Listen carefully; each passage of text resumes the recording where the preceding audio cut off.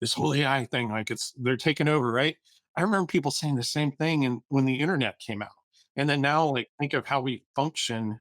It's hard to remember back to when that was there. And I see AI starting to become that. Like, I feel like we've gotten through that initial part of the curve, and that's what's really kicking it off. And it's like anything, as more and more things are getting tested, you're seeing, like you said, that more and more applications are coming out. It's like the wild west of things right now. But I think that's what's starting to drive it. It's out there. It's not going away. It's being talked about. People are starting to see changes and benefits. And now it's like the curve starting to get more and more people on the upswing. Hi, I'm Kortney Harmon, Director of Industry Relations at Crelate. This is the Full Desk Experience's Industry Spotlight Series. Welcome back to another episode of the Full Desk Experience. For those of you who have been tuning in, we have been talking a ton about AI. And I know you're getting your fill, but today we're going to go a little bit deeper on one of the sides of your business. So we're going to take a deep dive into the crossroads of AI and sales leadership. Today, I am joined by Shad Tidler, who is going to give his insights on how artificial intelligence is fundamentally reshaping sales and sales operations and team structures and strategic decision making, and what exactly sales leaders need to hear right now. So, Shad, I am so excited for you to be joining me today. Tell our audience a little bit more about you. You and I have gotten to chat for a few times. We get to see each other here in like 10 days. So I'm so excited to meet you in person. But tell our audience a little bit more about you and Lucian. Thanks, Courtney. Thank you for having me on, by the way, with everyone here. So I'll start with Lucian. High level, what we do sales and sales leadership and sales management, consulting, coaching, and training. What does that mean? Kind of four big areas where we help clients. Number one is strategy. So really understanding, okay, yes, a lot of people have a goal for where they want to go in the next few years, but what does the long term look like and why? And how do you start to break that down and go, let's get specific of where we need to go in the strategies from new versus growing existing, market share, what are the threats out there, the challenges that we have to work through, understand what is our ideal client profile and are we going after that structure. Okay, now we've got the goals where we're going. Okay, what is it we need to put in place to make sure we consistently go there and we're tracking and measuring the right things and readjusting along the way and having the checkpoints and knowing what those are and then having the tools to be able to do that. And even looking at our staff and going, hey, do we have the people we're going to need or is that going to change over time to hit those goals? Third area is staff is taking a look at current teams from a selling side and going, what skills and tools do we have? What's there? What's missing? Instead of just let's throw a bunch of stuff at the wall and hope something sticks. Let's understand what's there, what's missing, so we know. Okay, hey, whether it's intentional or we just kind of figure it out like this is the stuff that's working, this is the stuff that isn't, and here's why, and here's what we need to focus on to best help and to make the traction to get to the goals. And then finally is the actual training and coaching piece, which is putting all that into real life action, not just strategies, but how do you take those to real life conversations and action to help you get along the way. So that's kind of the four big areas where we help teams anywhere growing from smaller early on solopreneurs all the way up to large corporations and helping them grow to that next level. And then for myself, I've been doing this for 11 years. Yeah, a little over 11 years, was client for three. And I come from a background that I was never intending to do this. I was supposed to be an engineer from Purdue, which worked out perfect. And I realized that was not going to work in college and ended up in the logistics world, operations, and then finally over the sales side, kind of fell into it. And I was what we call the wing it star, which was I was doing well. If someone looked at me, Courtney, and said, how are you doing it? I was like, I don't know. I just kind of do these things. I had no, those four areas that I talked about, I had nothing, like nothing really set in that, or I had pieces of it, couldn't put it together. And once I got help at Lucian is when that started to take off. And then 11 years ago, I decided I'm ready to do something different. And literally, leadership here looked at me and said, why don't you come join us? And that's where I've been. I love it. You speak to my training background, so I love all the things that you're doing. You speak to my type A personality of structure. And so I am excited, and I'm excited to hear what you guys have been hearing because, oftentimes we don't get a good look outside of our lens. You guys do sales and sales leadership training across many industries. It's not just staffing and recruiting. So you're getting a look outside of the window. So I love that I get to pick your brain. So thank you for spending the time with me. And I'm going to kick us off just with a pretty basic question. Tell us about what you're seeing in sales in general and how you've seen it evolve just over the past few years. So here's what I'll say is there's a lot of fundamentals that are still in place. So if you think of the fundamentals of I've got a product or service and I have to get in touch with the right people who I can have the conversations with, can make the decisions and differentiate in a way. And Courtney, here's where I speak especially to staffing and recruiting. There are so many competitors out there for staffing and recruiting, whether it's another traditional staffing and recruiting agency, whether it's they're doing it internal with their own group, whether it's a larger organization or I can't remember the term, but like the large kind of conglomeration staffing recruiting companies that are out there, right? There's a lot of competition. So, being able to get to those right people, but also being able to differentiate in a way where they say, I want to talk to you versus giving you the usual stuff I tell people to get them go away. Getting them to start to open up and admit, hey, maybe things aren't working perfect, or we need some additional help here. And whether it's doing ourselves or with whoever we're working with, being able to have a process and truly qualify and go, is it the right fit for them, the company, the potential customer, but also a right fit for us? Because you can't help everybody, and you only have so much time in the day. So you need to be going after the right stuff, being able to get those next steps and close, being able to grow accounts, right? The fundamental structure pieces are the same, but what I've seen in the last few years is the speed of which things happen has increased dramatically. I mean, I've been 11 years doing this, and just in the last probably about 4 years, 5 years, with what happened with COVID, and then now with the AI revolution really taking place, the speed of information, the speed of things happening, the speed of contact, the information has picked up immensely. And it's also at the same time, it's also started to make it harder for people to differentiate and have those conversations. So that's the biggest things that I'm seeing. But also with that comes the great opportunity that you have so much more information and tools at your disposal that can help you make decisions faster, help you do things faster. If you know, okay, this is what I'm going after, and what do I need to do to be able to do that? There are so many tools, and they're coming out by the day. I run our partnership program to work with integration partners, and it's literally like how many requests we get, what is coming in. And granted, I love that people are being smart to say, how do I get my systems to integrate? But holy shiny object syndrome, they are coming in That's fast. where I thought you might go with that, but yes. I mean, it is coming at us fast and furious, like, and we're trying to navigate this with the pedal to the metal. So, you mentioned AI. Obviously, that's one of the main topics we're going to talk about. But what was that moment that you realized that AI would really fundamentally change how a sales team operates? What was your like aha moment? Yeah, and we've, our team here at Lucian, probably in the last year and a half, have really started to dive into it. We were hearing things and starting to kind of understand and learn bits and pieces, but dive into it. It's funny. It actually just happened for me in the last probably 6 or 7 months. Is we were putting together a tool, that could help us analyze client strategy. So one of the very first things we do with the sales team is we have a tool that we use that gathers a lot of information on, evaluates their current team. Like I was talking about in the staff section of the 4 areas we help, it helps us to see, okay, what's there, what's missing. Well, there's a ton of information comes out, and I've got 11 years of experience. Folks here, have more, we have some that have less. In 11 years, you know what to look for and kind of collate. But I knew there was a piece I was missing just because of time, right? Or just because of focus areas, et cetera. And being able to take that and put it into some chat GPT tools that we built and have it analyze, and then, literally tell us, here's, the strategy and the focus for the next 3 months, 6 months, et cetera. And here's the opportunities, here's some of the threats, here's the things to consider, and be able to do that within 8 minutes, 7 minutes, probably, maybe not even that, that long.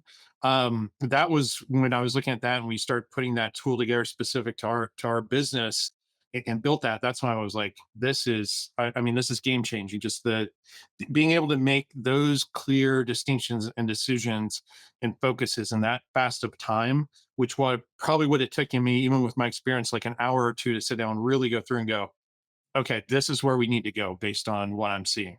I think that's a very good moment where you're like, okay, this can revolutionize how I work because guess what? I got 50 minutes back in my day. What can I be doing to change? And I think that's what our industry is facing today. It might be as something as easy as staffing and recruiting, finding, sourcing candidates to be like, AI is doing it for me now. So, on average, if you look at staffing and recruiting industry, it takes maybe they do 11 to 13 hours a week. What does that equate to? How much money are they getting back? It is really eye-opening to be like, "Oh crap, my operations needs to be honed in to say, how should I be working differently?" So, I love it. Talk to me about you obviously just talked about this. How has your own approach to sales leadership changed because of AI in the mainstream? Because of some of those tools, is it's helping. If I look at myself and our team, it's helping us to make those strategic decisions faster, and to really hone in on certain key pieces, so certain key challenges, and also be able to figure out what are different ways outside of how we've always looked at it. Just being able to take a problem or challenge.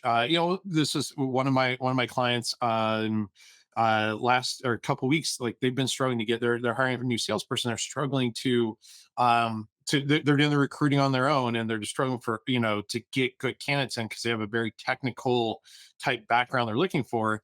And I've spent, Corey, the last 11 years, helping clients where we might use a recruiter in certain situations. Depending on, we've done some of that recruiting work ourselves on helping hire for salespeople. But even just being able to put in and go, okay, what's different options here, and coming out with some things where it's like, "Ah, I didn't even think of that," right? Or I'm not even sure. Let me read up. Okay, being able to have those resources to really look at problems from a holistic view and to see things where we just have biases in our blinders on, right?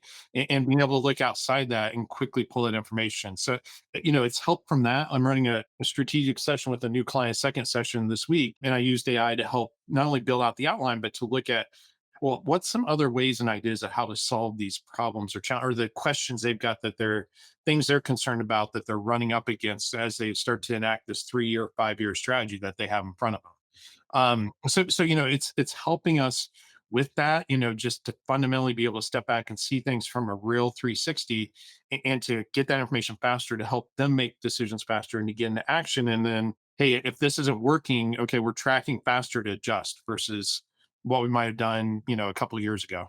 So we talked about the moment you thought like AI is changing everything. What has been the biggest aha moment in sales for AI so far for you as you're working with these clients? A couple of things, like I'm starting to hear things of, can we use it for better forecasting?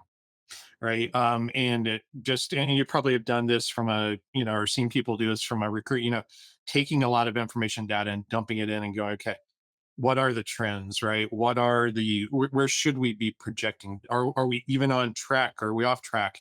Being able to utilize it from that's been a big aha, and go, okay, once again, that's kind of like my experience of being able, it's in being able to actually pull that data and collate it, being able to put it into a format, where you can quickly and just very easily see things, and start to figure out and project from that.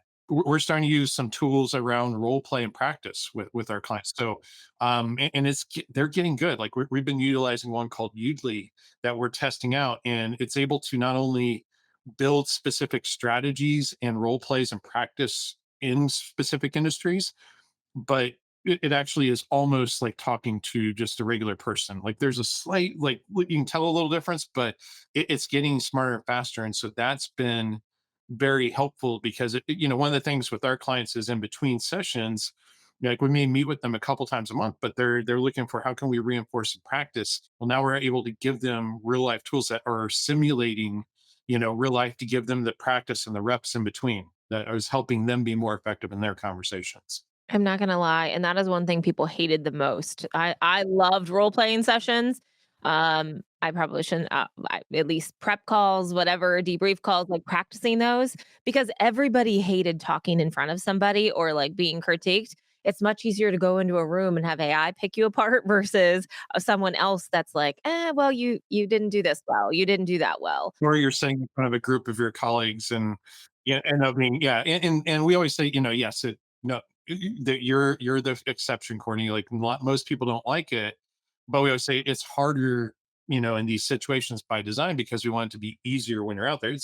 It's like practicing for sports. I remember growing up playing basketball, like the coaches were like, we're gonna make it harder here. So when you're in the game, it's second nature, it's easier for you the same thing. But to your point, it helps, if someone goes, okay, I'm not sitting in front of all my colleagues and it's able to just analyze those things quickly, which it's starting to be a game changer for us and our clients. I love that. And you can also say, oh, well, I looked at those sessions and practice like, oh, I could look what Susie was saying or hear what Susie was saying. But guess what? Now I don't have to do that. I can still get that same benefit. The running thing whenever, I was training rookies was you should be in a bullpen and hearing people talk. And that gives people anxiety. But at least you have that person or thing to bounce ideas off of to hear how you could do it. Because if you prompt it the right way, it would be able to give you a way you could have or should have said something.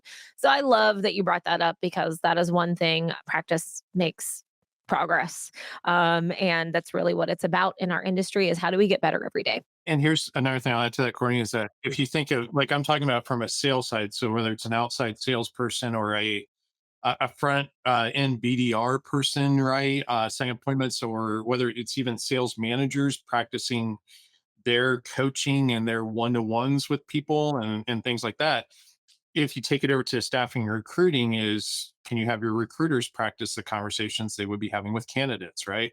How to handle certain situations, right? Even those managers of how to coach and help them. That's where I see the crossover starting to happen.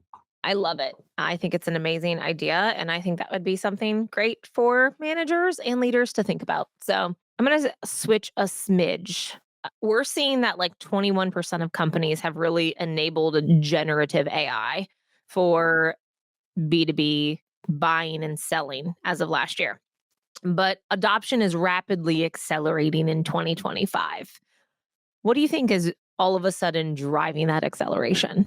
It's a learning curve that is starting to be ascended. And here's what I don't know if you've ever seen the concept of what is called a change curve. So, when people foresee you have, and we saw this, I think of the pandemic as far as how people handled the pandemic and shifted through it.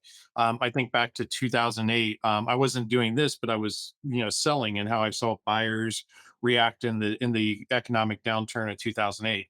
Um, you're going to have, people kind of fall in one of three buckets when something big comes and changes things.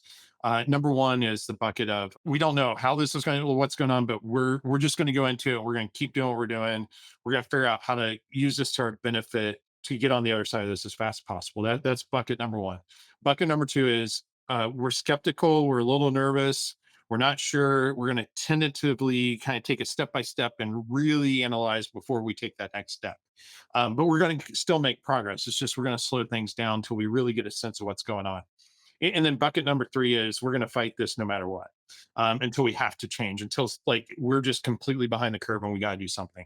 I saw the same thing in the pandemic. I go back to 2008. I go back to 2002 I'm sorry, 2001 when the IT.com boom happened, right? Like all that similar, So that being said, what's happened is, a lot of people who are on the kind of middle group or last group, at first they're like, okay, they're shocked, like, oh, this is happening. What's happening? Oh my gosh, like I don't know what to do. This is just overwhelming. And then it became well, no, this thing will blow by. Like, it's not going to happen. Or, you got some of that last group who are like, this is going to be the downfall of society. It's going to be Skynet, like the thing from Terminator, right? You got some folks in that group. And then you start to see as they start to go down that curve because it's starting to happen so fast and they have to adjust. There's some frustrations they're starting to put in place. And it's like, oh, this is so hard from where we were. This is so difficult to get in place. And then there's a little bit of, will we ever get this? Well, you're starting to see the front groups and that kind of middle groups already been through that, in my opinion. And now you're starting to see where we're testing more, we're playing with it more, we're seeing what it can do. And now you're starting to see some groups integrate. I think what's really happened is that first and middle group have now gotten through those early stages, and now they're starting to test it, and you're starting to see more people go, wait a minute, like this actually is really beneficial. Wait a minute, we can build it into these things. Doesn't mean it's perfect. Like we've tried some stuff like from our own end on some AI, where like that tool just isn't working yet. But they're getting past that learning curves on the upswing, which goes to integration, where this is just part of it. I'm going to date myself a little bit, but I think back to when I was in college, the internet came out, right? And email and things like that. And it was similar. It was like, I remember, I've heard some family members go, this whole AI thing, like they're taking over, right? I remember people saying the same thing and when the internet came out. And then now, like, think of how we function. Like, I can't even remember back. I can, but it's hard to remember back to when Yeah. that was there. And I see AI starting to become that. Like, I feel like we've gotten through that initial part of the curve, and that's what's really kicking it off. And it's like anything, as more and more things are getting tested, you're seeing, like you said, that more and more applications are coming out. It's like the wild west of things right now. But I think that's what's starting to drive it is now it's out there. It's not going away. It's being talked about. People are starting to see changes and benefits. And now it's like the curve starting to get more and more people on the upswing. I think you mentioned that it was like in college, the internet wasn't there. I do recall printing my MapQuest directions. Yes. Absolutely. I won't And say my that. mom, and until she passed a few years ago, she was still doing that, right? So absolutely understood. But that was something that, like, now we just live with. It's on our phones, it's accessed. And when I was at Staffing World last year, one of the keynote speakers said AI is now going to be like ambient light. It's going to be there nonstop. You're not. It's not going to ever go away. And our CEO, he said something the other day, and when I was interviewing him, and he's like, "Today's the dumbest day, or the day that AI will be the dumbest." Because it's constantly learning and It is growing constantly fast. learning, and that is like that's a whole nother reality check too, like, dumbest day today. Those are great ways to put it. Ambient light and today's the dumbest day. Huh. It's crazy. So, okay, so you've obviously been seeing a lot of people you guys mentioned you guys have used some tools. When it comes to AI applications and sales, is there anything that you've noticed or seen that's actually delivered results, like ROI, like of a tool that you're using, like, "Hey, you gotta use this," or anything that comes to mind that it's like, or this is a good type of tool? So I'm here, like I'm hearing and seeing little pieces. The role play stuff that we're starting to do with Udly, and there's a few others out there. Yes, like we're seeing clients are Udly, Yoodli. That's the one, and there's a few others out there, but that's the one we're part of a franchise organization called Sandler Sales Training. That's the one we're adopting as through the franchise system. There's others out there, but just having the repetition and being able to adjust it to real world situations and with practice and get feedback, right away versus I've got to wait till the next training or coaching session or the next session with like my manager or somebody else. We're seeing that where people are picking up, they're learning how to handle stuff faster and overcome it quicker because of the repetition and learning by making mistakes and going from that. We're seeing some from that. I'm hearing a lot of good things about companies using AI as front end BDRs. Some business development reps who are handling those front end calls and conversations. I don't know specific statistics yet because I haven't had any clients yet pick up, but I know there's a company here in Indianapolis that's like what their business is. I'm hearing of others that, not only is it taking out the cost, but it's faster. More of those meetings are getting booked because they're able to respond quicker. They're seeing higher conversion rates. I look at, just from my problem solving, like the ROI we're getting on being able to, like mentioned before, do things faster from strategy, goals, just simple things like, hey, I've got this idea for writing a session that would help clients. Can I plop some stuff into AI and it structures it out real quick? And then, here's the thing we always say is don't take it as gospel. right? Because it's pulling from certain resources. You still got to review and adjust it, but to be able to structure and do that faster versus me just sitting down with a note in front of me on my computer or a piece of paper and jotting down ideas, right? Those sorts of things we're just seeing, that it do. And the biggest thing that I've seen so far is just the time saving and the optimization of that so far has been, just unbelievable with it. And now there's things out there that are agents that work nonstop and 24 hours a day when you're not working. And it's crazy. It's crazy how just it's going to make this industry even faster. We talked about how fast it's gotten in the last 4 years. It's going to be even faster. One of the things with that, Corey, real quick, is just it gets your people focused in on the things where they bring the most value, right? Like that, like because we're able, like how we're doing things at Lucia from an operation standpoint with those sales pieces. Like I look at the three areas where I bring value, right, with my clients is coaching, training, consulting, um, growing and helping them in different ways, and then also selling and helping more clients. Right, I'm able to focus on those more because a lot of the stuff that I was doing before is now I can automate it. It's handed off in some way, and that's where I bring the biggest value. I love that. And that actually brings me to my next point. We're talking about obviously tools, but those tools are going to be changing our behavior. I saw a stat that by 2027, 95% of seller research workflows, that pre work on the beginning, will begin with AI from less than 20% in 2024. How is this reshaping what a good salesperson looks like? Yes, from those tools in front end and having more knowledge.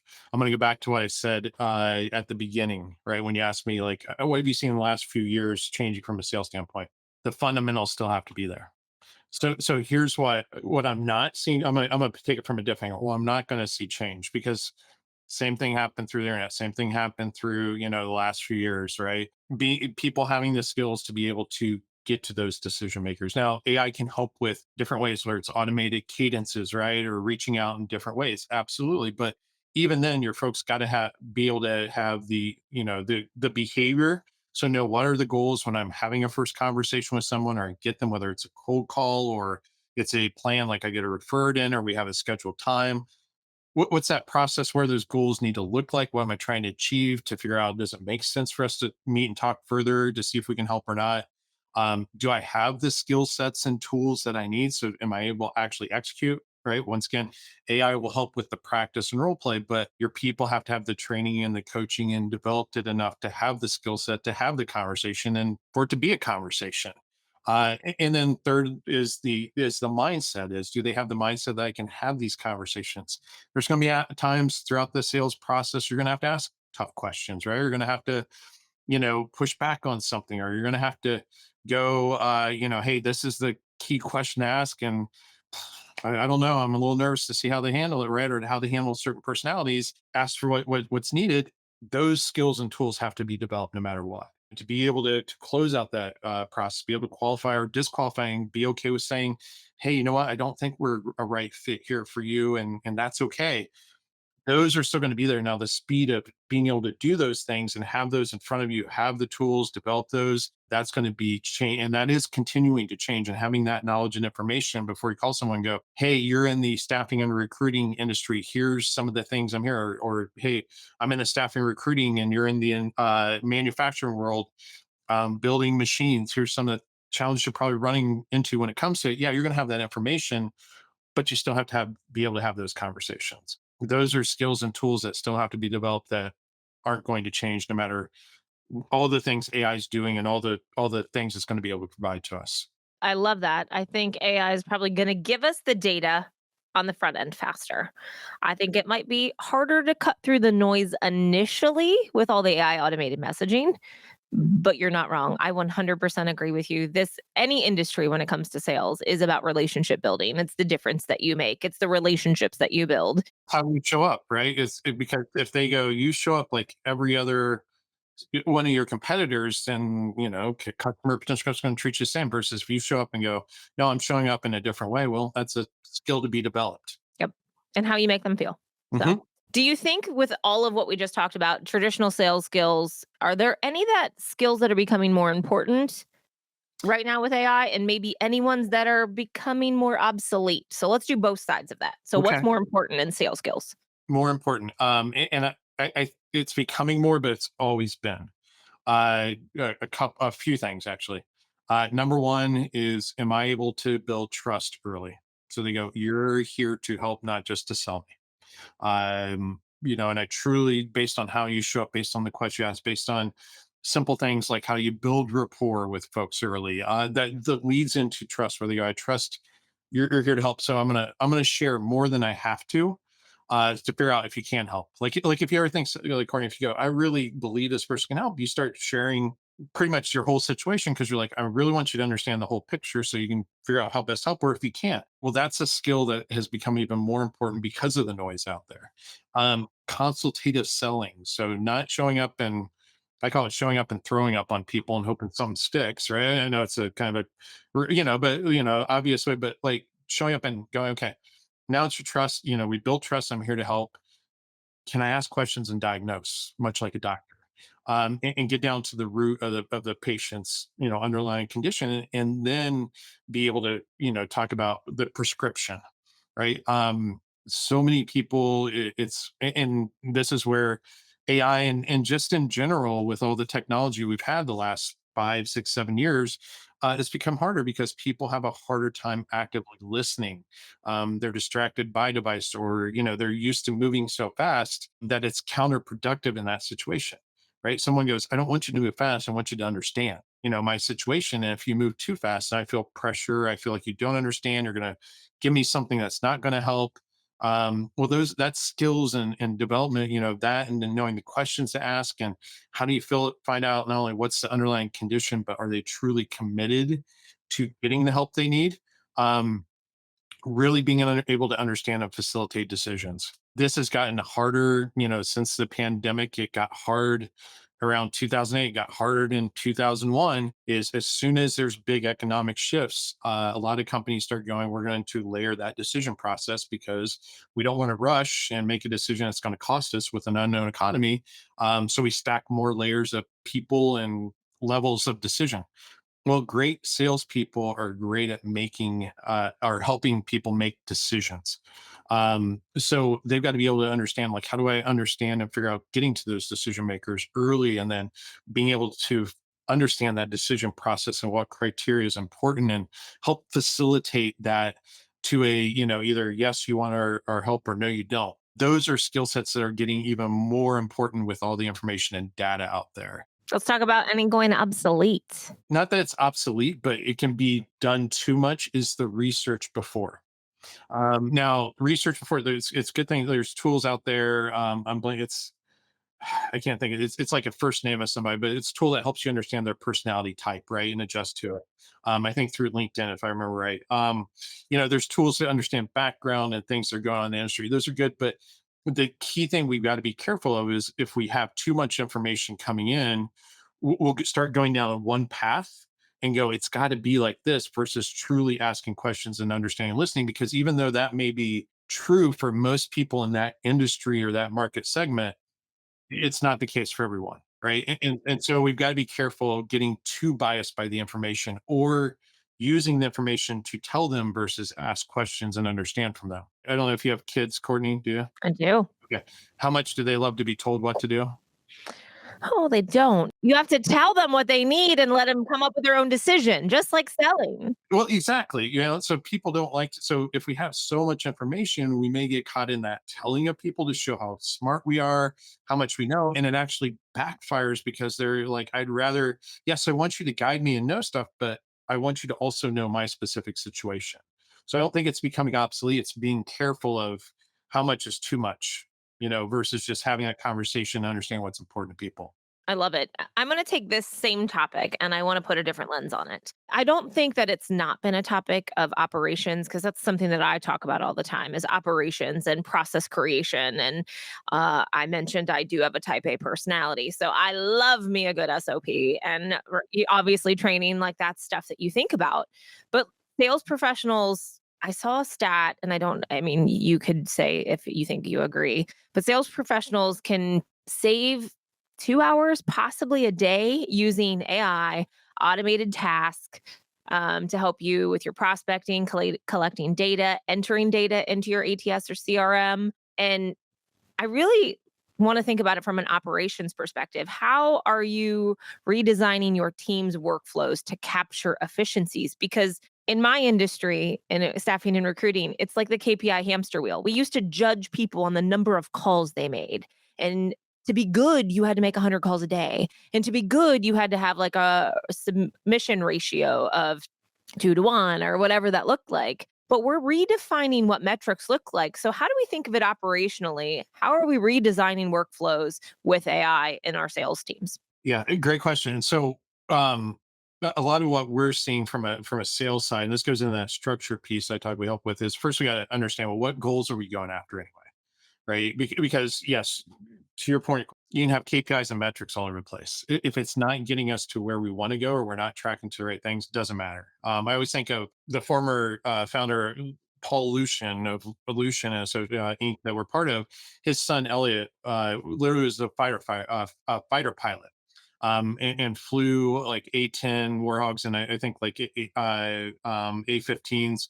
Anyway, we always asked him, we said, because we all know him really, really well. And he's like, how do you know like what to do when you're in the cockpit? Because there's so many, like if you've ever seen a cockpit of a fire, I mean, there are dials and indicators, and he goes, there's like two or three indicators, and as long as those are in line, everything's okay. He goes, now when they go out of line, I know where to look next or what to do next. But those two or three key indicators are the most important things because it's for the goal of the flight, that mission, whatever. And we always think of that. That's what we teach our as clients. Like, let's first know the goal of the mission, and then now let's make sure we understand the two or three key indicators that are going to get us there, right? And make sure we're tracking to that. Whether it's redesign process, whether it's having a lot of tools, first thing is we got to know where we're going and what's the key things we're going after. Now, where operationally it can help is we can take process and drop it into AI and go, hey, here's the sales process now. Like, what are you see like? Let's utilize that and see like where do you see the holes. Now we know it from our experience, but there might be some blind spots or things we're missing, right? Or how can we restructure it in this way? Or if this is what they're wanting to achieve, and these are some of the key indicators, like are we tracking to the right things? Right. Things like that can help us with redesign process. Just simple things of just looking, like you said, where we can automate things. We sell also, we have commissions, so we've been working on tools to automate our commission sheets, right? So that way it's not so much manual tracking.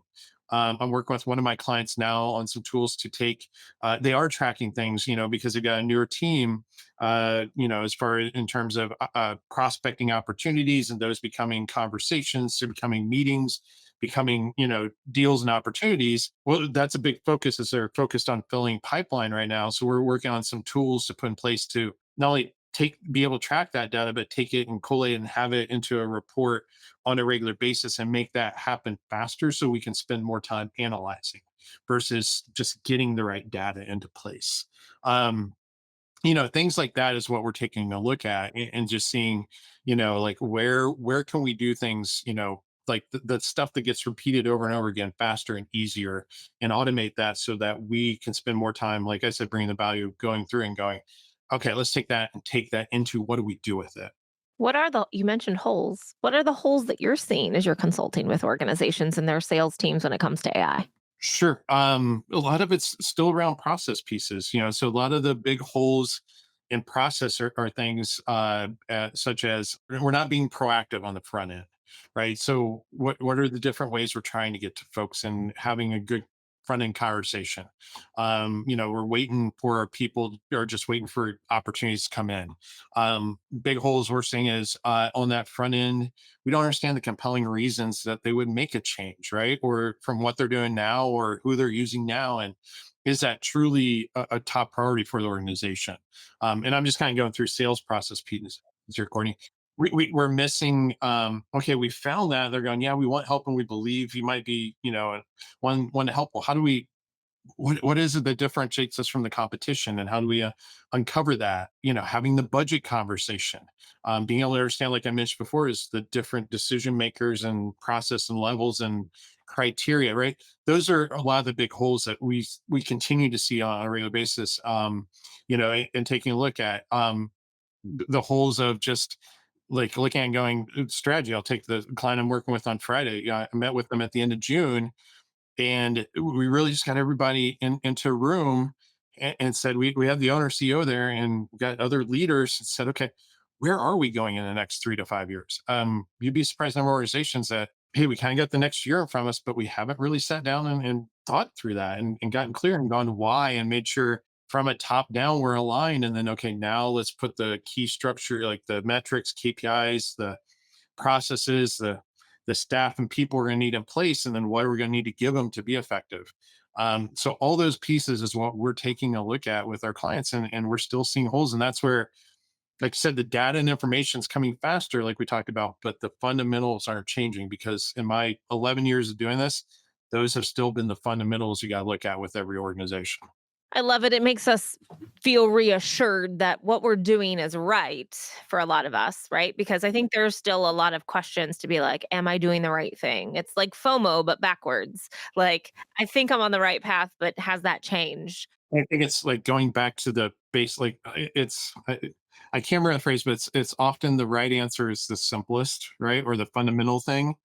And even with all the change things happening, as it still goes back to those fundamental items. I'm going to ask another question. You just kind of went through this. Obviously, in staffing and recruiting and how we measure people, again, in the past, it's been a metrics based thing. But when it comes to sales, what are like the three indicators or the metrics that you see the most effective teams measuring to know if they're on the right track with AI involved? Because obviously it's changing. It's automating process. It's automating outreach. So we can't judge it based on the number of calls it's making or the number of emails it's sending. We have to base it on something else. So what are those three top metrics that you're seeing the most successful organizations using AI tracking? Yep. And I think, Courtney, it's not only just AI, but if you think of it, just a successful sales team in general. Number one, yeah, absolutely, because someone can do a lot of behavior. Like most organizations, when we start with them, they're just not doing enough. We got to get them doing more to support the goals. But once they are, it's about, okay, now we're having those first conversations. Are we getting enough new meetings with the ideal prospects or customers to support those, right? Support the goals. That's the first one. Are we getting in front of the right folks and enough of The those? number of first meetings? That's what you're Number of telling me? first meetings. Number of Okay, first, there's one. absolutely. The second one is, are those meetings now resulting in the ideal opportunities? So number of ideal opportunities that are coming out of those. Because I can go have 20 first meetings right this week, but if it's resulting in one or no opportunities, there's something broken in the process, right? Am I getting in front of the right folks? Am I Fortunately, yeah, am I showing up and thrown up versus being consultative? Am I showing up in a different way that they open up and share? Is my, am I not uncovering challenges or things they're running into or goals they want, right? So that's the second one is it resulting in the number of new opportunities that we're looking for to support our goal? And then finally is, are we reaching and hitting those goals consistently, right? So if it's revenue goals, if it's new opportunity goals, if you think from recruiting, if it's ideal candidates that we're getting into the process to be able to present to customers for their opportunities, those are three of the big key ones. And then a lot of times if we're doing those, now it becomes looking at all the subsequent things to go, okay, are we doing it enough? Are we doing it fast enough? Are we being effective enough in what we're doing? Do you think the time frame when you talk about fast enough and AI creating speed, do you think that speed in that timeline accelerates with AI? It can. Here's the double-edged sword, right? We can accelerate it, but are we going so fast that we're not as effective, right? So if you think of AI can accelerate you getting to those conversations with decision makers, but if we show up and go so fast that we're like they say the first thing and we're like, okay, let's meet. Now they're going, whoa, whoa, no, it's like me. Like I go back to dating days, right? It's like, hey, oh, you're a little interested. Let's go on a date. Like whoa, whoa, whoa. Same thing with prospects and customers, right? If we're trying to move so fast versus having a conversation, it should be a conversation like your best friend, saying, hey, I got a problem or challenge. And it's like, okay, well, let's approach it that same way. Are we going so fast in the discovery? A lot of people call it discovery phase, but consultative selling where we hear a couple problems and then we want to jump to how we're going to be able to help them, right? Versus really understand, well, what's the real root of the problem? Like, I don't want to go to my doctor and go, I got this lingering cough. And he goes, all right, it's been going on for 3 weeks here. Take this. I'm like, oh, no, do you know, like, is it, I don't know. There's probably like 20 things it could be. Like, I want you to ask me questions to really understand. So if you go take this, I'm like, okay, you're prescribing the right thing, right? That I feel like it's going to be helping me here. Making sure we've got all the right people involved and understand that we got to slow down at those points. So it's kind of that double-edged sword. We want to go fast, yes, to helping some of that front end, even on the back end. If it's like you guys have a contract signed, well, you could automate that contract signature. You can make sure that there's, hey, we're getting that done, and there's automation pieces there, and even automations to handoffs, right? If it's a handoff to a project team or certain things getting done. But that middle part that's really key where the conversations are, that's the part we got to make sure we're not speeding up too fast, because that's when people feel pressure. And that's when they go, I feel like you're selling me versus truly trying to help me. I love it. Great advice. And I just realized we only have 5 minutes left. I'm going to Okay. get two questions in that Sure. 5 minutes. Cool. Looking ahead, we talked about agentic AI. It's going to drive multi agent systems, perform complex tasks, right? As we continue to build this thing, it could help prospect, it could help your deal support, it could help a lot of things. What is your vision for sales in the next 3 to 5 years with AI? That's a great question. I haven't really stepped back and thought about that, but just first thing off the top of my head is that we're focused more on the right things where we bring value. So if you think of sales leaders, we're getting out of the admin task. We're really starting to step back and take a look at and go, there's goals. Here's where we're at right now. Here's the information. Like, let's analyze, forecast out, and really understand the right goals and strategies and make sure we got everybody aligned, right? If you think of sales managers, being able to execute those strategies down to your people, being able to coach and train them and hold them accountable and motivate them in the right way, because you've got tools that can help you. If you think of salespeople and various, if they're on the front end all throughout, right, on the back end as account managers, is being able to focus on those couple 2 to 3 key areas where you bring the most value, right? Having those consultative conversations. If you're on the back end, account management is really understanding what's important to your folks, your people, the service that you're bringing in it, finding additional ways to help. I see it being where we're going to get even more focused on where we bring value. At least the great organizations are, that adopt it, and a lot of the other pieces that they're people are getting pulled in other directions right now, if implemented the right way, are going to go to AI or to some sort of automation. So that way we can keep focus on the biggest things. Like, I've heard a lot of people in Courtney saying they're like, AI is going to make us stupider. I'm probably brutally honest here. I think the people that see as that are probably going to stay where they're at. Like, they're not going to grow. The people who see it as a tool to go, I can do more of what's important, the important work, and really focus on that where I bring the value, where like my zone, you hear like zone of genius, from good to great, things like that, where that is, I just see as a tools to be able to help us do more of that. The sky's the limit when you're using it the right way. Yeah. Okay, I love that. Great, great thought process. I'm going to end on this question. What should our listeners start doing today to prepare for AI driven sales future? I think the biggest thing right now to do is to go, do we let's sit down and take it's kind of like like from a selling standpoint. Let's first sit down and take an inventory and go, are we clear on where we're going goal wise as a company and organization, right? And our strategies for next 1 year, 3 year, 5 year. And then let's start to take an inventory of what's all the things we're doing where AI could help us speed up getting there, or it's just repetition of things that, like, that's not where we bring value. And let's understand what are the priorities and getting to the like top 2 3 priorities, getting those 1 3 5 year goals beyond. And then everything else, let's figure out like what are the tools, the pieces AI can help us either make decisions and get there faster, or take those things off our plate so we stay focused on the right things. I love that. Sean, I loved being able to pick your brain today. Thank Thank you you. for joining us. And my insights based on what you told me and kind of how I interpreted is AI isn't replacing our salespeople. It's amplifying the best ones. It's we're accelerating the winners who want to embrace technology, but still want to create or keep those authentic relationship and strategic thinking. So I love that. Thank you so much for all of your insight. And I can't wait to see you in 10 days. I'm looking forward to it. And thanks again for having me on here, Courtney. This has been fun. And I think you probably picked everything out of my brain, but hopefully it was helpful. Well, if I didn't, you'll have to tell me when we're in Colorado, and then I'll do another episode. We'll include Shad's link to his LinkedIn profile in the show notes. Feel free to connect with him. And until next time, the future of sales isn't about choosing human or AI. It's about combining both to create something better. So have a great day.